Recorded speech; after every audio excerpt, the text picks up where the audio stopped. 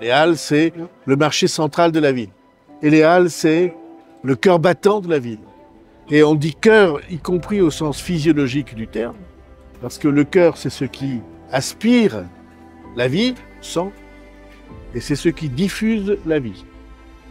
Ce plan que nous avions conçu de renaissance des Halles a parfaitement fonctionné, puisque ce cœur de quartier qui était un quartier abandonné est redevenu vivant.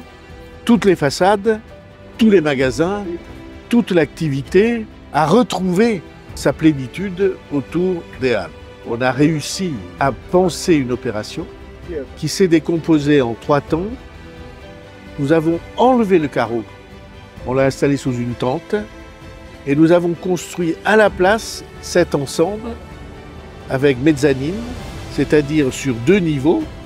Nous sommes ici à l'étage sur la mezzanine et il y a un étage inférieur qui donne directement sur la rue. Et on a proposé à tous ceux qui avaient un commerce tous les jours de venir s'y installer. Et nous avons travaillé avec eux sur leurs demandes. Par exemple, ils voulaient que ce soit climatisé pour que les clients trouvent un endroit sympathique, agréable. Et c'est comme ça que nous avons fait. Ils ont pris la charge de la climatisation eux-mêmes. Ils sont installés ici pour un prix défiant toute concurrence. Et même au début, au-delà de défier toute concurrence, extrêmement léger.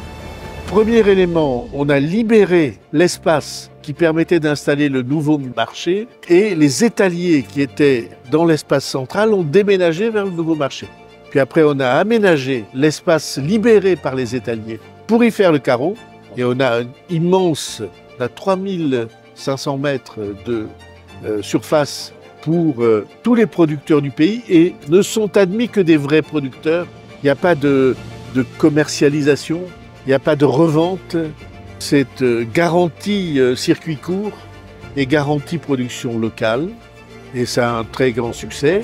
Et nous avons, 3e étape, reconstruit la tour de service public avec un enjeu esthétique très important. Et nous en avons fait 2 tours jumelles, l'une blanche et l'autre bronze, qui domine le quartier des Halles. Et nous avons réinstallé dans la tour les services publics, les associations, l'emploi des jeunes, la police municipale, en vue directe, 24 heures sur 24 et 365 jours sur 365 sur cette place qui est donc un lieu éminemment attrayant et éminemment sécurisé. Il faut ajouter que les architectes ont eu l'idée de remplacer le toit qui réunissait la tour de service public et l'espace du marché, d'y faire une immense terrasse qui est évidemment très ensoleillée, très attractive, notamment l'été. Et donc vous voyez à quel point tous ces éléments s'emboîtent et dans une esthétique qui est, à mon sens, très réussie, pas seulement à mon sens, puisque nous avons été nominés pour le plus important prix mondial d'architecture et nous avons été nominés à égalité avec les jardins de la Maison Blanche. J'ai trouvé que c'était à peu près le bon niveau pour une ville comme la nôtre. La transparence, la luminosité, puisqu'on a choisi que la lumière pénètre de partout dans l'équipement.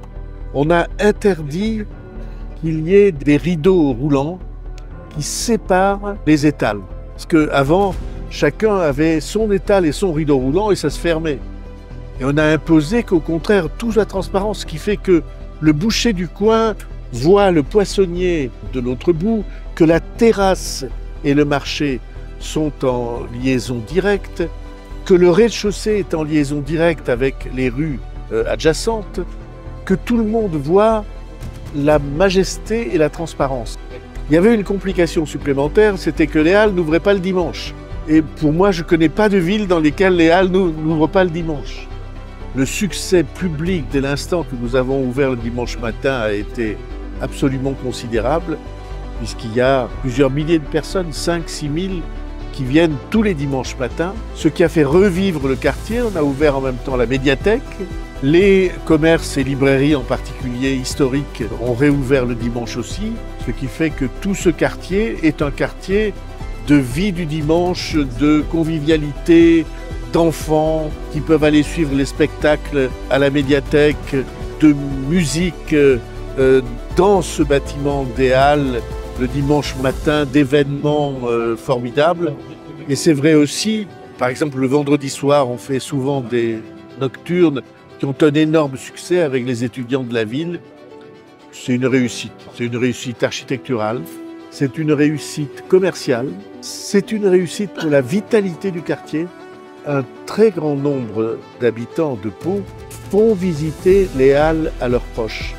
C'est devenu un des lieux de visite touristique de la ville et donc signe de reconnaissance, enrichissement social et élévation d'une certaine manière de l'âme de la ville.